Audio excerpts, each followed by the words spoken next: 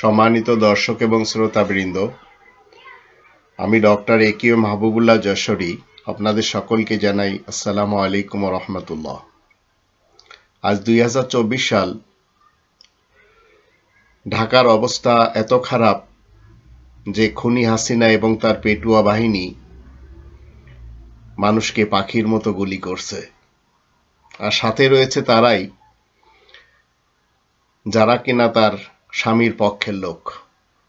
তারা উর্দু ভাষা বলছে, হিন্দি ভাষা বলছে, বাংলা বলতেও পারছে না, গুলিও করছে তারা।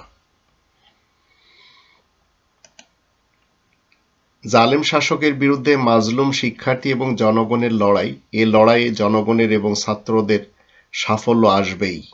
তবে কিছু জিনিস আমাদের মনে রাখতে হবে। প্রথমত আসুন কোরআনের 11 নম্বর সূরা হুদ এর আয়াত নম্বর 87-তে আমরা একটু দেখব। এই মুহূর্তে যারা বিএএল বাংলাদেশ আওয়ামী লীগ তথা বাল পার্টি যারা করে, এদের স্লোগানটা কি? শোয়েব রাসূল যখন ন্যায় বিচারের কথা বলে, তখন শোয়েব রাসূলের সাথে আজকের এই বাংলাদেশের এই বাল পার্টির অধীনস্থ যারা রয়েছে তাদের স্লোগানটা কি এবং শোয়েব রাসূল কি বলতে চাচ্ছেন? 87 আয়াতে বলা হচ্ছে, ক্বালু ইয়া শুআইবু আসসালাতুকা তা'মুরুকা আন নাতরুকা মা ইয়া'বুদু আবাউনা আও আন নাফআলা ফি আমওয়ালিনা মা নাশাউ ইন্নাকা লাআনতাল হালিমুর রশিদ। তারা বলে, হে শুআইব, তোমার সকল সালাত তথা কল্যাণ কি তোমাকে এই আদেশই দিচ্ছে যে আমরা সেসব বাদ দিয়ে দেব যেসব বন্দনা আমাদের বাবা দাদা নানা পরনানারা করে আসছে? এই কোটা আন্দোলনকারী এবং কোটা আন্দোলনের পক্ষে আর বিপক্ষে লোকদের কথা আপনারা এখানে বুঝতে পারবেন। কিংবা নিজেদের ধনসম্পদ আমরা নিজেদের খুশি মতো খরচ করতে পারবো না, কারণ এরা সবাই খুশি মতো কামাচ্ছে, তাই খুশি মতো খরচ করতে চায়। তুমি তো বড়ই ভদ্র ও ন্যায়পরায়ণ সেজেছ। তো শোয়েব রাসূল ভদ্র এবং ন্যায়পরায়ণ, সেটি দুর্নীতিবাজ কওমের লোকেরা বলেই দিচ্ছে। শোয়েব রাসূল 88 নম্বর আয়াতে বলছেন, ক্বালা ইয়া কওমি আরাআইতুম ইন কুনতু আলা বাইয়িনাতিন মির রাব্বি ওয়া রাযাকানি মিনহু রিজকান হাসানা ওয়া মা উরিদু আন উখালিফাকুম ইলা মা আনহাকুম আনহু ইন উরিদু ইল্লা আল ইসলাহা মাসতাতা'তু ওয়া মা তাওফীকি ইল্লা বিল্লাহ আলাইহি তাওয়াক্কালতু ওয়া ইলাইহি উনীব। শোয়েব রাসূল বলা শুরু করেছে, শোনো হে আমার কওম, তোমরা কি দেখছো না যে আমি তো আমার রবের কাছ থেকে যে স্পষ্ট দলিল প্রমাণ এসেছে তার উপরেই কায়েম রয়েছি, আর সেই রিজিক দাতা তো আমাকে নিজের কাছ থেকেই উৎকৃষ্ট রুজি দান করেছেন। আমি তো আর সেসব কাজে তোমাদের বিরোধিতা করতে চাই না যে বিষয়ে আমি তোমাদেরকে বারণ করছি। আমি তো শুধু নিজের সাধ্য শক্তি মোতাবেক তোমাদের অবস্থার সংস্কার সাধন করতে চাই। এছাড়া তো আর কোনো ইচ্ছাই নেই। আমার সাধ্য শক্তি সে তো একমাত্র আল্লাহ ব্যতীত আর কারোর কাছে মোটেই নেই। আমি আল্লাহ তাআলার উপরে ভরসা করছি আর আল্লাহ তাআলার দিকেই রুজু হচ্ছি। আমি যশোরী নিজেও শোয়েব রাসূলের এই ভাষণের সাথে একমত। তবে জালেমের বিরুদ্ধে যখন যখন মাজলুমেরা দাঁড়ায়, তখন মাজলুমদের আল্লাহ তাআলা সহযোগিতা করেন। এই মাজলুম তার ধর্ম কি, তার নাগরিকত্ব কি, তার ভাষা কি, এগুলি আল্লাহ দেখেন না। এর জন্য আমরা যদি 7 নম্বর সূরা আল আরাফের 88 নম্বর আয়াত দেখি, এখানে বলা আছে, ক্বালাল মালাউল্লাযীনা ইসতাকবারু মিন কওমিহি লানুখরিজান্নাকা ইয়া শুআইবু ওয়াল্লাযীনা আমানু মাআকা মিন ক্বরিয়াতিনা আও লাতাউদুন্না ফি মিল্লাতিনা ক্বালা আওয়ালাউ কুন্না কারিহিন।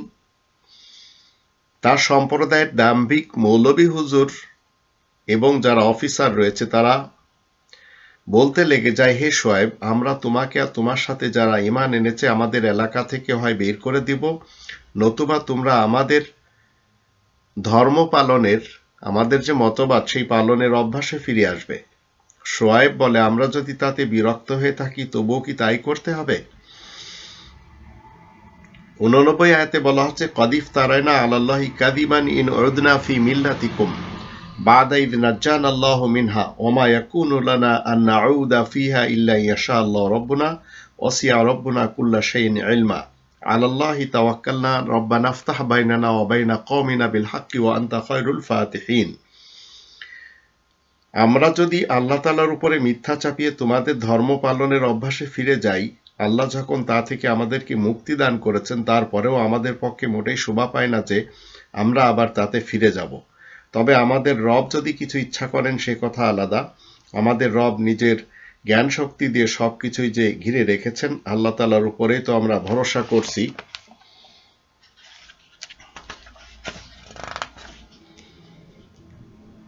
হে আমাদের রব, আমাদেরও আমাদের কওমের মধ্যে সঠিকভাবে বিজয় দান করুন। আপনি তো বিজয় দানকারীদের মধ্যে সর্বশ্রেষ্ঠ। তো মাজলুমের জয় হয়, কিন্তু মাজলুমের অনেক কষ্ট পোহাতে হয়। পরিশেষে আমি 2 নম্বর সূরা আল বাকারার 279 নম্বর আয়াতের শেষের টুকরাটি একটু বলবো। সেখানে বলা হচ্ছে, লা তাজলিমুনা ওয়া লা তুজলামুন, তোমরা জুলুম নির্যাতন না করলে নির্যাতিত হবে না। তো দেশে যারা আজ রক্ষক সেজেছেন, বাহিনীর লোকদেরকে বলতে চাই, সে যে কোনো বাহিনীর হোক না কেন, আপনারা জাতির সাথে জুলুম করবেন না। যদি করেন তাহলে আপনাদের উপরেও কিন্তু জুলুম করা হবে। এটি আল্লাহ তাআলার ফয়সালা। আল্লাহ রাব্বুল আলামিন আমাদেরকে দুনিয়াতে পাঠিয়েছেন, আর একবার আমাদের আসতে হবে না। এই যে চরিত্রগুলি আমরা দেখতে পাচ্ছি, এরা কারা করছে? এই চরিত্রগুলি আর এই আমলগুলি যারা করছেন তারাই হচ্ছে এই খুনি হাসিনার পেটুয়া বাহিনী। ঢাকা জুড়ে চলছে এখন ব্যাপক ধরপাকড়। যাত্রাবাড়ি, বাড্ডার অবস্থাও অনেক খারাপ। হেলিকপ্টার থেকে গুলি করা হলো, শত শত না হাজারের উপরে মানুষ মারা গেছে। আমাদের দেশের যারা এই সংবাদ প্রচার করে সত্যকে মিথ্যা বলে আর মিথ্যাকে সত্য বলে, আজ যারা আপনারা এই সংগ্রামে নেমেছেন, আপনারা যদি পিছনে দৌড় দেন তাহলে কিন্তু আপনাদের ভবিষ্যৎ আরো খারাপ হবে। 1971-এর ইতিহাস কিন্তু আমরা সবাই জানি। আমি যদিও 3 বছরে ছিলাম।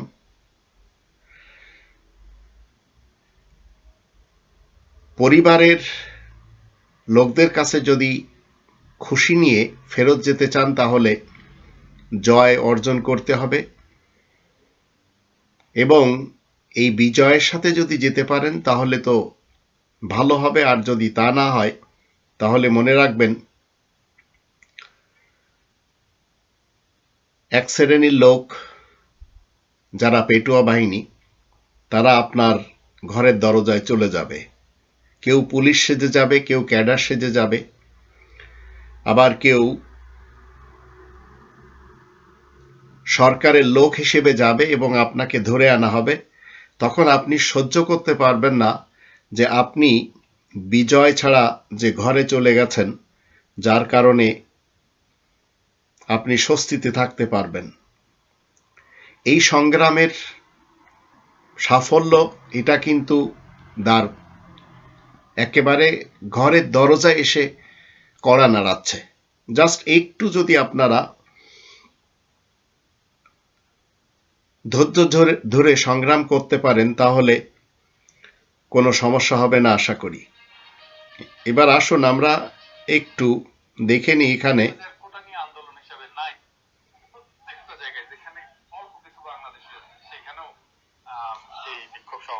আমার ধারণা যে পৃথিবীর অধিকাংশ দেখে 90% দেশে সম্ভবত এটা হচ্ছে। আন্তর্জাতিক মিডিয়া ব্যাপকভাবে আন্দোলনের খবর আসতেছে, এমনকি টিভি নিউজে আসতেছে। আন্তর্জাতিক মিডিয়া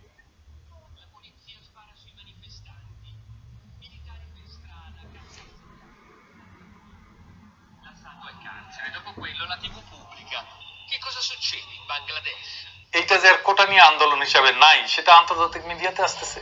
গতকাল ফ্রান্সের বিখ্যাত শীর্ষস্থানীয় ফরাসি দৈনিক ওয়েস্ট ফ্রান্স ওইখানে আমার একটা সাক্ষাৎকার নিছে, সেখানে সাক্ষাৎকারটা অডিও হিসাবে আছে, এটা ফ্রেঞ্চ ভাষায়, তারপরে একটু শোনাইতে পারেন।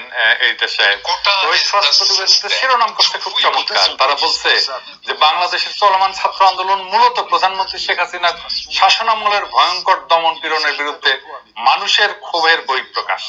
আল জাজিরায় বিশেষ প্রোগ্রাম হয়েছে, সেখানে বলছে কোটার পরিমাণ কমায় না দেওয়া আদালতের রায় আন্দোলনে কোনো ছাপ ফেলে নাই। After weeks of widespread unrest in Bangladesh, the Supreme Court has changed a controversial quota system for government jobs. It's significantly reduced. Helicopter থেকে গুলি করে মারছে 33 জনকে। সেনাবাহিনীর কিছু অতি উৎসাহী কর্মকর্তাকে মিডিয়াতে কথা বলতে দেখা গেছে। আজকে একজন ব্রিগেডিয়ার দেখাইতেছে হাসিনার কুত্তা, সে আন্দোলনকারীদেরকে সন্ত্রাসী বলতেছে, ব্রিগেডিয়ার জাকারিয়া নাম। এই অবগত আছেন যে গতকাল থেকে আমরা অপারেশন শুরু করেছি। আমরা সন্ত্রাসীদের ঘাঁটি চিহ্নিত করেছি। বাংলা নাটকটা মাঠে মারা গেছে, আদালতের রায় প্রত্যাখ্যান করছে জনগণ। লড়াই থামে নাই, কারণ একটাই, এটার কোটা সংস্কারের লড়াই নাই। জনতার এক দাবি, খুনি হাসিনার পতনের আগে এই গণযুদ্ধ যে থামবে না সেটা এখন পরিষ্কার। সমাজের প্রত্যেকটা অংশ সাফল্যের শেষ প্রান্তে। এখন যদি এই সংগ্রাম মুনাফিকিনরা এসে থামিয়ে দেয়, তাহলে মনে রাখবেন এটি অনেক ভয়ানক আকার ধারণ করবে যখন এটি থামিয়ে দেওয়া হবে। সহ বিভিন্ন হলে ছাত্রলীগের নেতারা বিশ্ববিদ্যালয় প্রশাসনের সহযোগিতায় আন্দোলনকারী শিক্ষার্থীদের উপর হামলা চালিয়েছে। যে জিনিসটি এখনো ঢাকা বিশ্ববিদ্যালয়ে হচ্ছে এবং এর দায় ছাত্রলীগ, সাদ্দাম হোসেন, শেখ ইনান সহ ঢাকা বিশ্ববিদ্যালয়ের বাছার কবির স্বয়ন কিংবা যে আমাদের সৈকত রয়েছেন, তাদের সবাইকে এই দায়গুলো নিতে হবে। তারা পরিকল্পনা করে এই কাজগুলো করছে। মধ্যরাতে মহানগর ছাত্রলীগের নেতারা 21 হলে প্রবেশের ছাত্রলীগ বলেন আর যুবলীগ বলেন আর আওয়ামী লীগ বলেন আর উলামা লীগ বলেন, এরা সবাই এই দেশকে ধ্বংস করেই ছেড়ে দিবে। কোটা আন্দোলন এখানেই শেষ, তাদের জন্য এই ভিডিওটা। আচ্ছা, তার মানে আপনাদের আন্দোলন থামছে না, সরকারের পতনের আগ পর্যন্ত আপনাদের আন্দোলন আপনারা চালিয়ে যাবেন? না না, এখন তা না হলে তো এই 152 জন সারা পৃথিবীতে মারা গেছে, এই ড্রাইভার কে নিবে? আমরা নিব?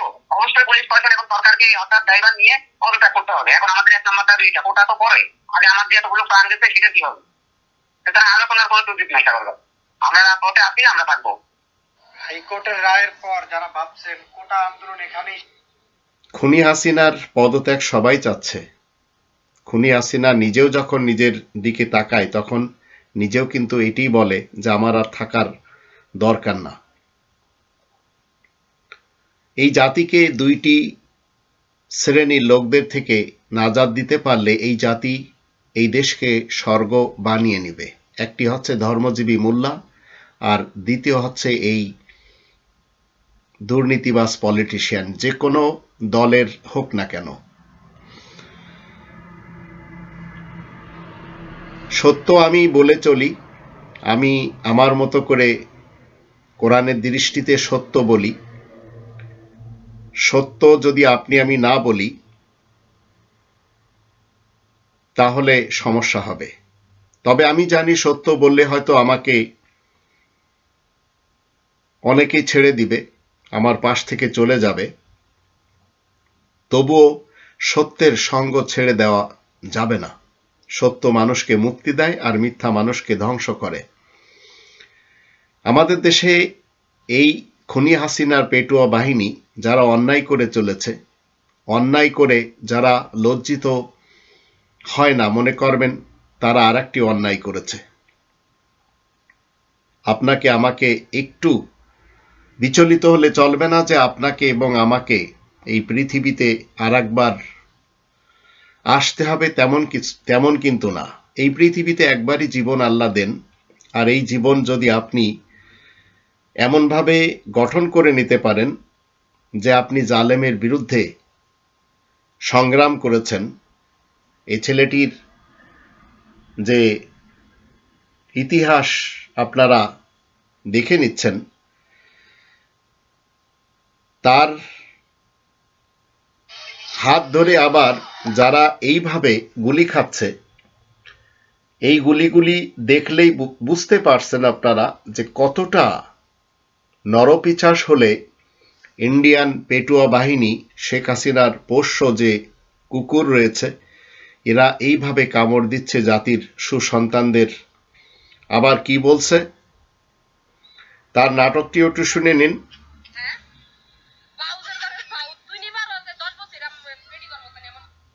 আমি ব্যর্থহীনভাবে ঘোষণা করছি, যারা হত্যাকাণ্ড, লুটপাট ও সন্ত্রাসী কর্মকাণ্ড চালিয়েছে, এরা যেই হোক না কেন, তারা যেন উপযুক্ত শাস্তি পায়, সে ব্যবস্থা নেওয়া হবে।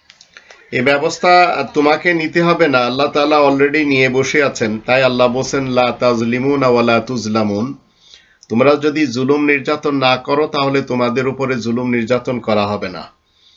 তোমার ইতিহাসটি তুমি ভালো জানো যে তুমি কোথায় এসে ঠেকেছ। আর যারা যারা আছে সবাই রাজাকার, অবশ্যই রাজাকার। এবং শুধু একটি কথা বলার জন্যই আমি এখানে এসেছি আজ, যে এই রাজাকারের বংশধররা কোনো অবস্থায় জয়ী হবে না। এই একজন নরপিচাস ইন্ডিয়ান নওয়াজ, মানে এদের প্রভু হচ্ছে ইন্ডিয়া।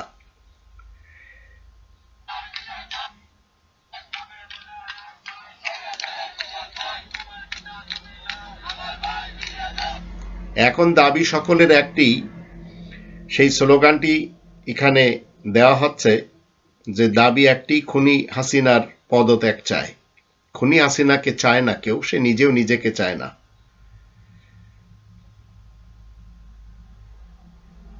কারণ চতুর্দিকে এই রাজাকারের বংশধরেরা লাঠি সোটা নিয়ে যে আপনি আমাকে অপমান করেছেন, আমার নামটা পর্যন্ত আপনি ঠিক মতো উচ্চারণ করতে পারেন না, আপনার লজ্জা হওয়া উচিত। দুইজন গোলাম মাওলা রনি, তারও এক সময় সম্পর্ক ছিল এই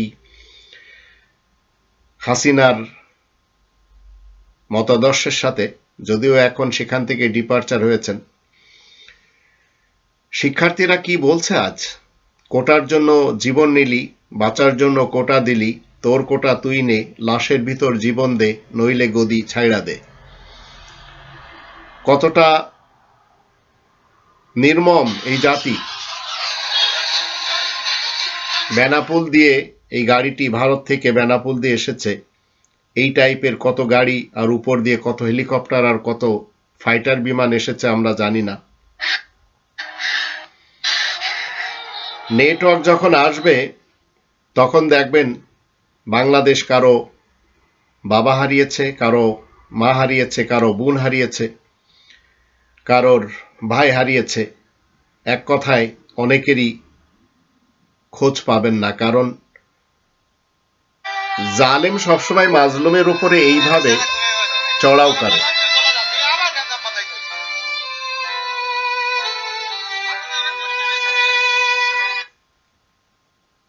একটা জালিম সে কখনো মাজলুমকে পছন্দ করে না। এবং এই ক্ষয়ক্ষতি পুষিয়ে নেওয়ার জন্য আর কতদিন লাগবে আমি জানি না। এবং এই সম্পদ কারো ব্যক্তিগত না, এই সম্পদ জনগণের সম্পদ। এই পেটুয়া ভারতের নিযুক্ত সেনা প্রধান যে মিথ্যাচারগুলি প্রকাশ্যভাবে গলা ফাটিয়ে বলে চলেছে, একেবারে উচিত না। পৃথিবীর সবখান থেকেই যে যেভাবে পারছে ঝাঁপিয়ে পড়ছে।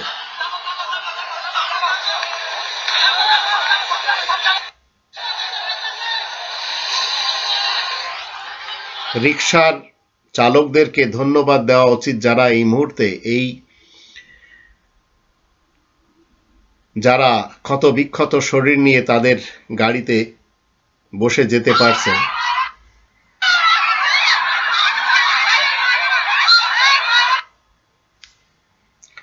রোকেয়া হলের ছাত্রীদের উপরেও কত নির্যাতন চলছে, এইভাবে গোটা দেশেই চলছে। আবার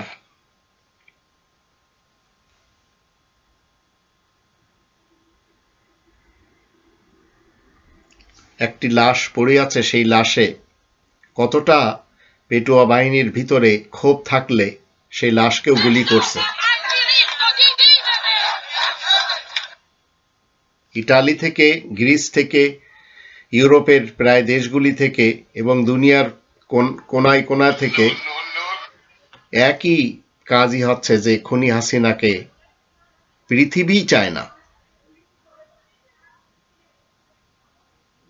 আর শেখ হাসিনার একটি স্লোগান কি, আরে তোমরা কেন আমার কষ্ট বুঝতে পারছো না, আমি কিভাবে কোটা নিষিদ্ধ করব, এই কোটার জন্যই তো আমি এই পদে বসে আছি। জুলুম এবং নির্যাতন করার জন্য শেখ হাসিনার এটি হচ্ছে রুহানি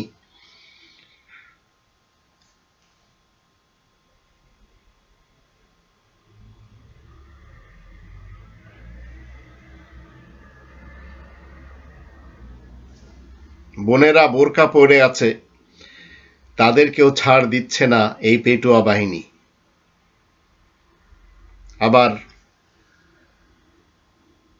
এইভাবে এরা মনে করেছে দেশ এদের কন্ট্রোলে চলে যাবে, এরা সবাই হচ্ছে ভারতের পাচাটা।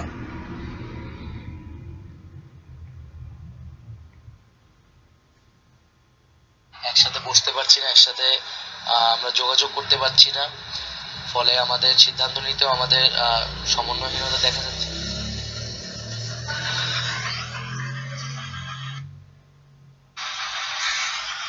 যেসব মায়েরা এই ধরনের সন্তান জন্ম দিয়েছেন যে তারা মানুষ মেরে মাসের পর ঘরে টাকা নিয়ে আসছে, বেতন নিয়ে আসছে, ওইসব মায়েদের, ওইসব বাপদের আমি বলতে চাই, আপনারা আপনাদের সন্তানদেরকে বলেন যে এই হারাম অর্থ উপার্জন দিয়ে আমাদের লালন পালন করতে হবে না। আর আন্দোলনরত শিক্ষার্থী এবং জনগণকে বলতে চাই, যদি আপনারা হেরে যান, বাংলাদেশ আর কখনো আলোর মুখ দেখবে না, এটি মনে রাখবেন। যারা সেনা, নৌ, বিমান, এত বাহিনী, এদের ভিতর একজনকেও দেখা যাচ্ছে না মতিউর রহমানের মতো, যার কাছে চাকরি থেকে দেশপ্রেম বেশি, যে চেইন অফ কমান্ড ভেঙে সামনে এসে দাঁড়াবে দেশের জন্য। তাহলে জাতি বুঝছে সবাই হয়তো দালাল, সবাই পাঁচাটা গুলাম এবং কাপুরুষ, যারা সবাই এই দেশের মাটিতে চলাফেরা করে আর তাদের ব্রেন রয়েছে ভারতে। যদিও তাদের কারণে এতগুলি লাশ আমাদের কন্টিনিউ দেখা মিলছে। যদি আজ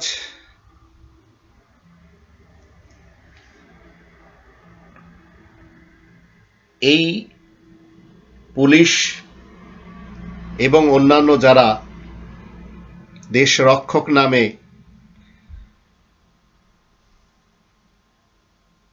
নিজেদেরকে পরিচয় দিয়ে চলেছেন, আবার যারা আমাদের দেশে টেলিভিশন চালাচ্ছেন, গণমাধ্যম চালাচ্ছেন, তারা গোটা জাতিকে অন্ধকারে রেখে, সময় টিভির মতো আরো অনেকেই তারা বলছে দেশ স্বাভাবিক চলছে। আর ইন্ডিয়ান পেটুয়া বাহিনীর প্রধান দেখলেনি, সে তো বলল। অথচ দেশ চলছে এইভাবে, দেশের অবস্থা এখন এই। এত বেশি গুলি চালানো হচ্ছে সেই জনগণের টাকায় কিনা, আবার যারা চালাচ্ছে তাদের বদনে এই জনগণের অর্থ দিয়ে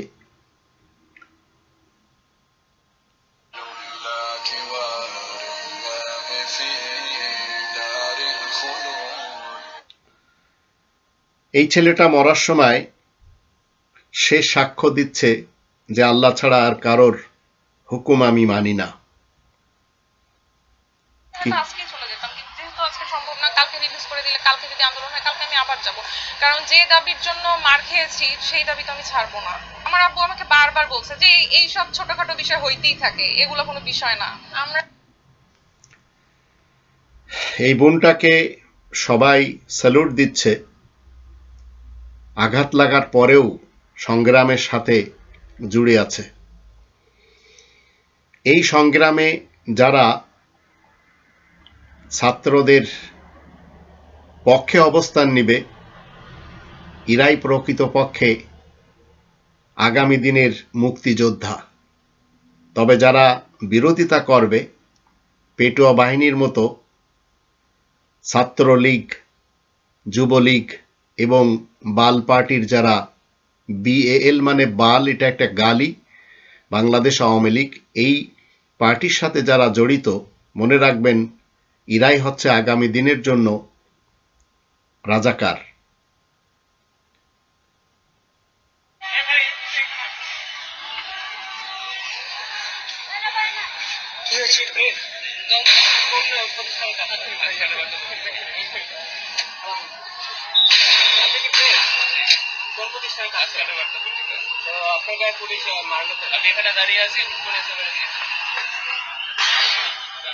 এইভাবে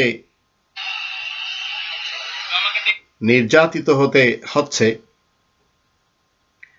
ঢাকার রাজপথে সেনাবাহিনী আছে, কিন্তু তাদের একাংশ বাংলায় কথা বলতে পারে না, তবে হিন্দিতে পারে। এরা হলো স্বাধীন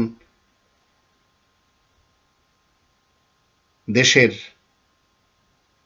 নাগরিকদেরকে পরাধীন বানানোর জন্য আরেকটি দেশ থেকে এসেছে, স্বামীর দেশ থেকে।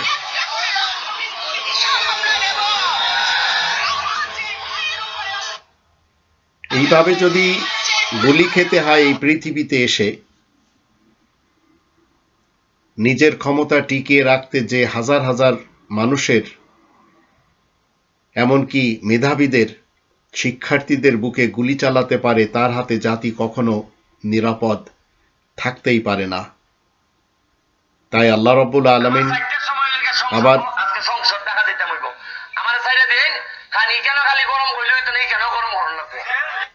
সংসদ গরম করার জন্য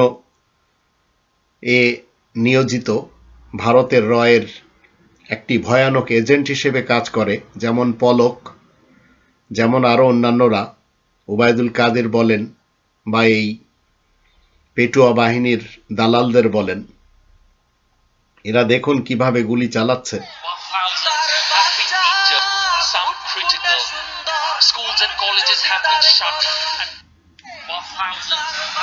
এখানে বিজেপি আর পুলিশ একসাথে মিশে জাতির সন্তানদের বুকে গুলি করার জন্য কিভাবে মানে মানুষ খেকো হায়না হয়েছে, কারণ এদের পিছনে যে শক্তি সেটি হচ্ছে ভারত।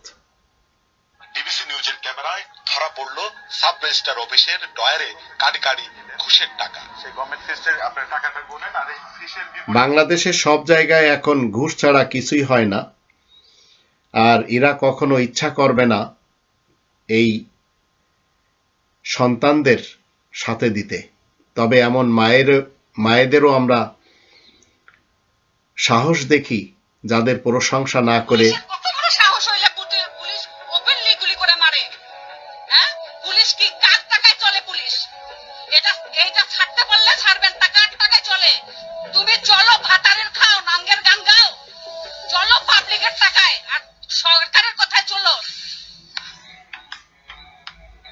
এই মায়েরও সাহস রয়েছে, বলতে পারছেন, এটি তো বড় জিনিস। আবার এই ভারতের পেটুয়া বাহিনী যারা নাকি বাংলা বলতে পারে না, হিন্দি বলতে পারে না, ছাত্রদের দাপটে পিছনেও হাঁটতে হয় তাদের।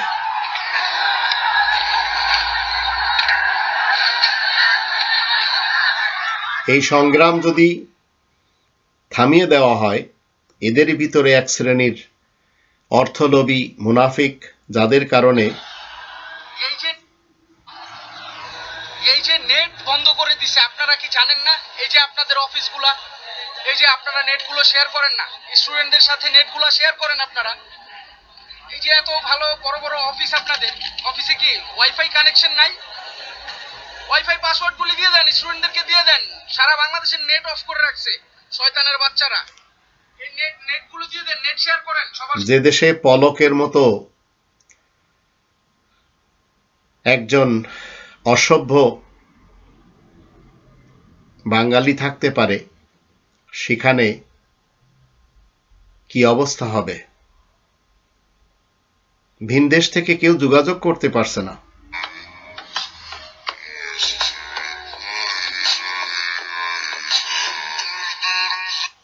আর কতদিন যাবে আল্লাহ তাআলাই ভালো জানেন।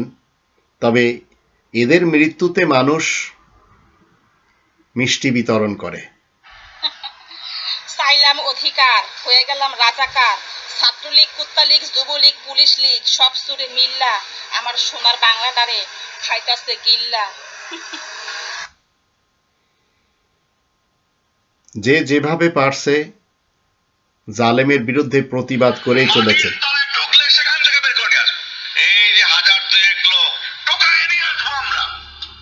মাটির তল থেকে বের করে নিয়ে আসবে সেই বেনজির আজ পালিয়ে বেড়াচ্ছে এইভাবে, কারণ ভারত তাকে ইউজ করে সেই টিস্যু পেপারের মতো পাশা মুছে ডাস্টবিনে ফেলে দিয়েছে, ঠিক জেনারেল আজিজকে, সেই মঈন আহমদ, ফখরুদ্দিন, এদের সকলকে।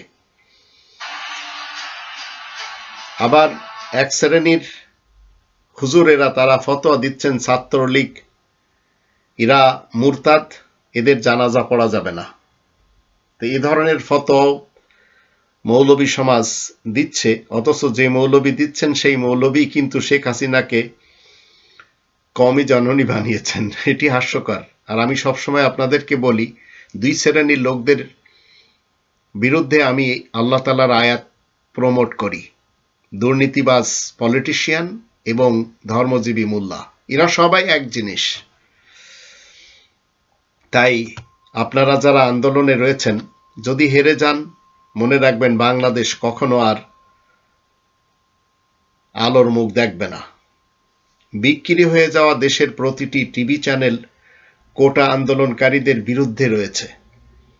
তাই আপনারা এদের সকলকে বয়কট করুন, এরা একদিন শেষ হয়ে যাবে।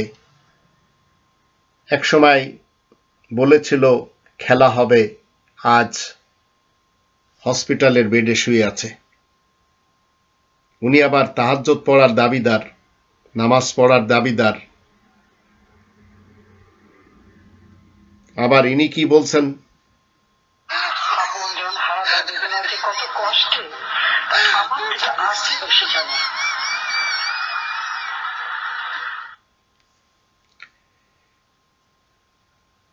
এই সব কথা মানুষ আর শুনতে চায় না।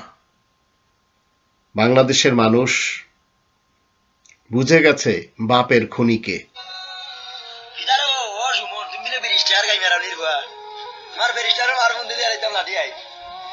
তুমি বিলে কলজার থাকি মাংস বেশি আর মাংস থাকি কলজা বেশি, গাই মারার তোমার খুন আলা বেরিস্টার মারিছে সুদাউরি রুয়া বাংলাদেশে তোমার মার খুন কাটা মানে আগে।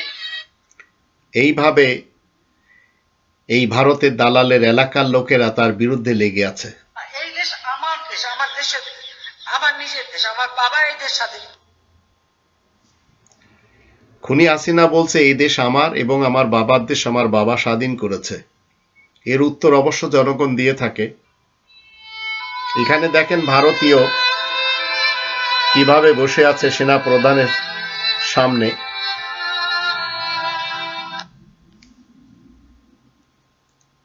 তো ভারতীয় লোকটির এখানে কাজ কি?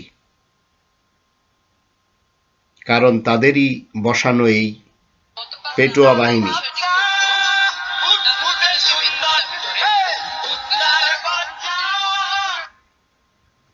দুনিয়াতে তো এই ধরনের লকব এবং উপাধি পাচ্ছে, কোন খুনিকে পরকালে আল্লাহ তাআলা ছাড় দিবেন না।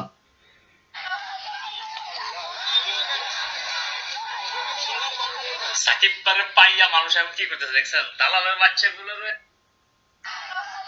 এই একজন মোসাডের এজেন্ট হিসেবে তাদেরই জিনিস প্রমোট করে, ইসরায়েলি জিনিস। সাকিব আল হাসান, তাকে কেউ এখন আর পছন্দ করছে না, অথচ এদের জন্যই কিন্তু সবাই সময় ব্যয় করত। বাংলাদেশে কারফিউ ঘোষণা জাপানের ট্রেনগুলোতে দেখানো হচ্ছে এইভাবে।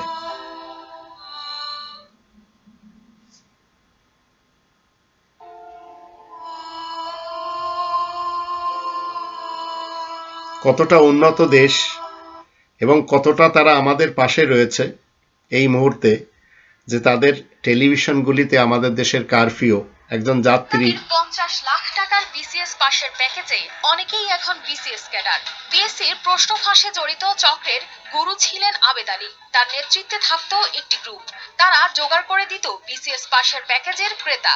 তারপর চুক্তি অনুযায়ী মোটা অঙ্কের টাকার বিনিময়ে পরীক্ষার্থীদের গোপন আস্তানায় নিয়ে দেওয়া হতো প্রশ্ন ও উত্তরপত্র। বিসিএস ধারীদের কাছ থেকে হাতিয়ে নেওয়া সেসব টাকায় করেন বাড়ি, ফ্ল্যাট সহ অর্ধ শত কোটি টাকারও বেশি সম্পদ। এই ড্রাইভার কমিশন কাকে কাকে দিয়েছে? যখন খোঁজ নিতে যাবেন তখন দেখবেন খুনি হাসিনাও তার সাথে রয়েছে।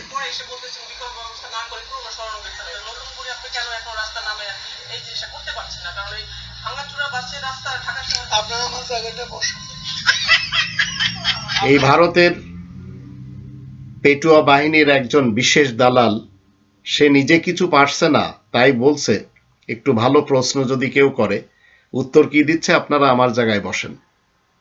পাবলিক বুঝা গেছে আমরা নেতারা যে কত বড় খাঙ্কির পোলা, পাবলিক বুঝা গেছে। কথাটি যদিও গালির সাথে, তারপরেও আপনাদের শোনানো হলো যে নেতারা এই রকমই হয়।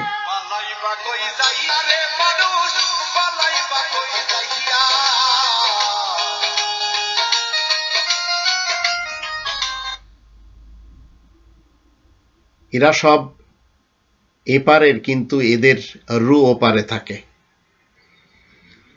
এরা আল্লাহকে কেউ মানে না, এরা ওপারের মোদিকেই মানে।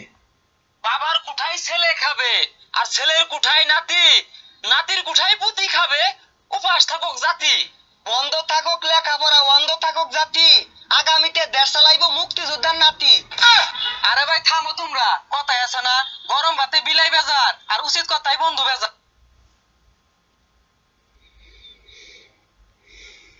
সংগ্রামী ভাই বোনদেরকে বলতে চাই, সুলতানের 7 আলামত, 9টিও বলা যেত 7টি আলামত, যে যখন কোনো ক্ষমতাধর লোকের মধ্যে এরকম 7টি আলামত আপনি দেখতে পাবেন, তখন মনে করবেন যে তার পতন অনিবার্য। প্রথম, ইনি এখন ফতোয়া দিচ্ছেন, ইনার অতীতটাও কিন্তু এই বালপাটিতেই, তারপরেও বুঝতে পেরে চলে এসেছেন।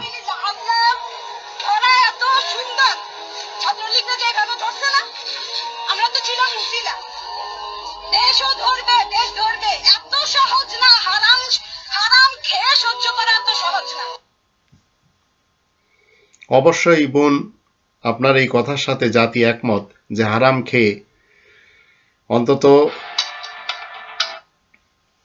কেউ সুখে আছে পৃথিবীতে নেই। জাতিকে খেপিয়ে দেওয়ার আগে খুনি হাসিনার মনে ছিল না, এখন 93 থেকে 5 আর 2 নিয়ে এই যে কোটা সিস্টেম, তবুও এই জাতির সন্তানেরা আর মানতে চাচ্ছে না। এখন বলছে যে গদি ছেড়ে দে, না হলে যারা মৃত্যুবরণ করেছে এদের জীবিত ফিরিয়ে দে। শেখ হাসিনার তো ওইটা কোনো ক্ষমতাই নেই। আর টাকা যখন এইভাবে কামানো হয়েছে, এই প্রশ্ন জানলে কইছো আপনি সব প্রশ্ন রেডি আছে, আর প্রশ্ন কিন্তু একদম জেনুইন এবার, প্রশ্ন নিয়ে কোনো ঝামেলা নাই, তোমরা রেটটা ঠিক করে দিও। আর এইভাবে দেশটা এখন যে ভারতের পেটে সেই সিকিমের মতো দেওয়া হবে না, সেটি তো জাতি বিশ্বাস করতে পারে না। পৃথিবীতে অসংখ্য খারাপ মানুষ আছে, কিন্তু একজনও খারাপ বাবা নেই। কথাটা হুমায়ুন আহমেদের, কিন্তু তিনি যদি আজ বেঁচে থাকতেন তাহলে হয়তো ভুল স্বীকার করতেন, কারণ একের পর এক বাবার অনিয়মের খবর বেরিয়ে আসছে। শুরুটা হয়েছিল রাফসানদার ছোট ভাইয়ের বাবাকে নিয়ে, এরপর ছাগলকাণ্ডের মতিউর ইফাত, এবার বেরিয়ে এসেছে ফেসবুকে পরহেজগার সেজে বসে থাকা। এইভাবে শেখ হাসিনাও একজন পরেজগার সাজে, সকালে উঠে জায়নামাজ তলাশ করে, নামাজ পড়ে, কোরআন পড়ে। পুলিশ যদি গুলি চালায় তাহলে এই জাতি এদেরকে আর ক্ষমা করবে না। ছাত্রলীগ যদি প্রকাশ্যে অস্ত্র বের করে তাহলে এই জাতি এদেরকেও ক্ষমা করবে না। তাই আমি সংগ্রামে যারা এই মুহূর্তে রয়েছেন সবাইকে বলতে চাই, হাল ছেড়ে দিলে আপনারা কিন্তু শেষ হয়ে যাবেন, যেমনটি আপনাদের পূর্বে এরা সবাই চলে গেছে।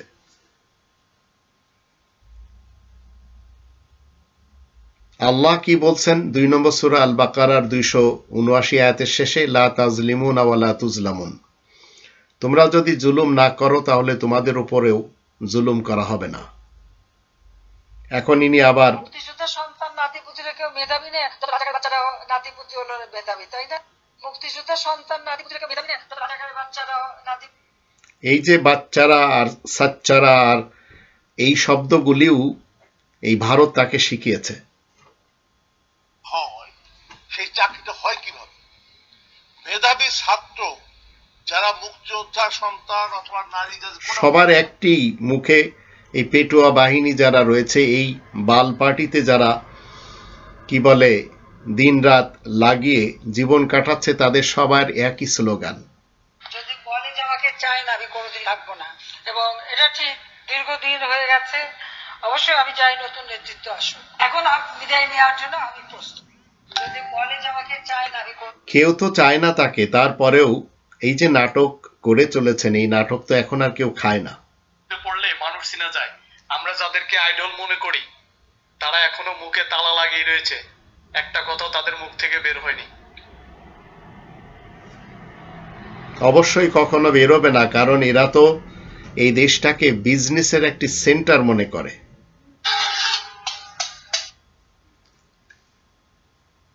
এই খুনি আর এর পেটুয়া বাহিনী কিছু হলেই দেশের ইন্টারনেট বন্ধ, আবার দেশের যোগাযোগ বন্ধ, আবার রাস্তায় তার পেটুয়া বাহিনী দিয়ে মানুষকে পিটুনি দেওয়া। তার পেটুয়া বাহিনীর একজন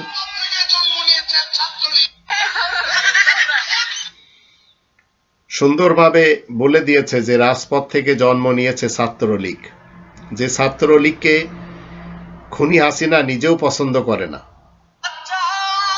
ফুটফুটে সুন্দর যদি তারে করো আদর, মন খুলে আসবে ছুটে তোমার কাছে পথ ভুলে।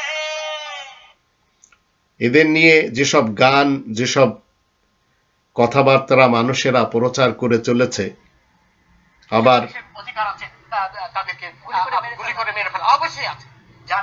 পুলিশের অধিকার আছে গুলি করে মেরে ফেলে দেওয়া, মানে এর কথা হলো বেগম রোকেয়া ইউনিভার্সিটির যে ঘটনাটি সেটি তার দৃষ্টিতে ঠিক হয়েছে।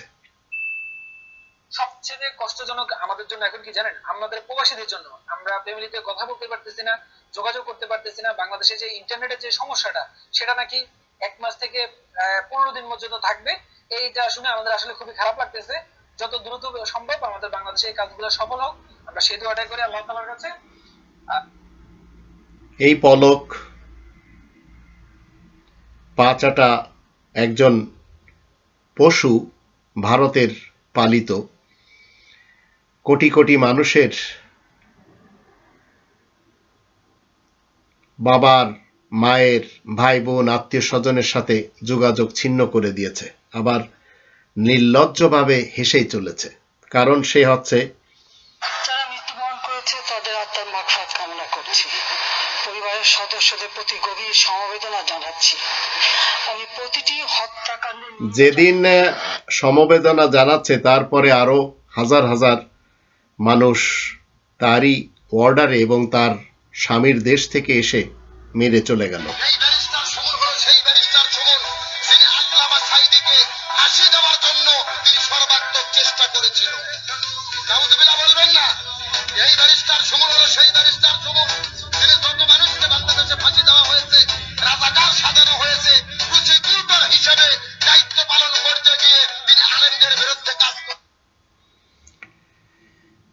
এই মৌলবী যদিও একটু ক্ষেপে কথা বলছে, তারপরেও সুমনকে সে পছন্দ করে না। এখন 6 দফা যে দাবি দেওয়া হয়েছে, শিক্ষার্থীরা সেই দাবি মেনে নিলে সংলাপ করতে পারবে শেখ হাসিনাকে 1 নম্বরে পদত্যাগ করতে হবে আর জাতির কাছে প্রকাশ্যে ক্ষমা চাইতে হবে। 2 নম্বর স্বরাষ্ট্রমন্ত্রীকে পদত্যাগ করতে হবে। 3 নম্বর ঢাকা সহ যত জায়গায় ছাত্ররা মৃত্যুবরণ করেছে সেখানকার পুলিশ কমিশনার, ডিআইজি, পুলিশ সুপারদের চাকরি থেকে বরখাস্ত করতে হবে। 4 নম্বর ঢাকা বিশ্ববিদ্যালয়, জাহাঙ্গীরনগর বিশ্ববিদ্যালয়ের উপাচার্যকে পদত্যাগ করতে হবে। 5 নম্বর যে পুলিশ সদস্যরা গুলি করেছে তাদেরকে গ্রেফতার এবং হত্যা মামলা দায়ের করতে হবে। আর 6 নম্বর সকল শিক্ষা প্রতিষ্ঠানে ছাত্র রাজনীতি চিরতরে নিষিদ্ধ করতে হবে।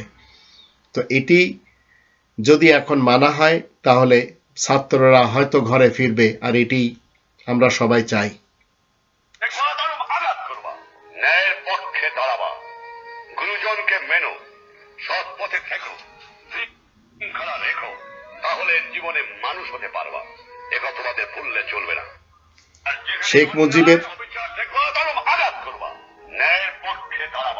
শেখ মুজিবুর রহমানের এই কথা তার নিজের আপন মেয়েই তো মানে না, কিন্তু আজকের ছাত্ররা সবাই মেনে চলেছে, তাই তার মেয়েকে আর থাকতে দিতে চাচ্ছে না। ছাত্রলীগ কিন্তু আওয়ামী লীগের অঙ্গ সংগঠন না। আমাদের গঠনতন্ত্রে আপনারা দেখবেন আমাদের কোন কোন দল আমাদের সহযোগী সংগঠন, তার একটা তালিকা 1 সেকেন্ডেই শেষ করে দিল।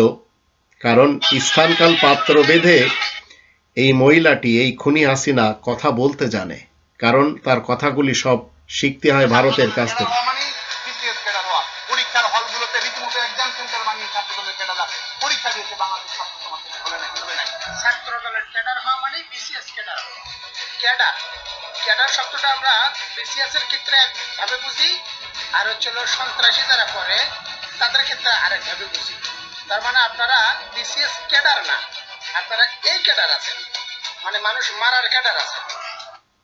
জাতি এইভাবে বুঝতে পারলেই ঠিক আছে, কারণ এই জাতি কখনো আর ক্ষমা করতে চাচ্ছে না।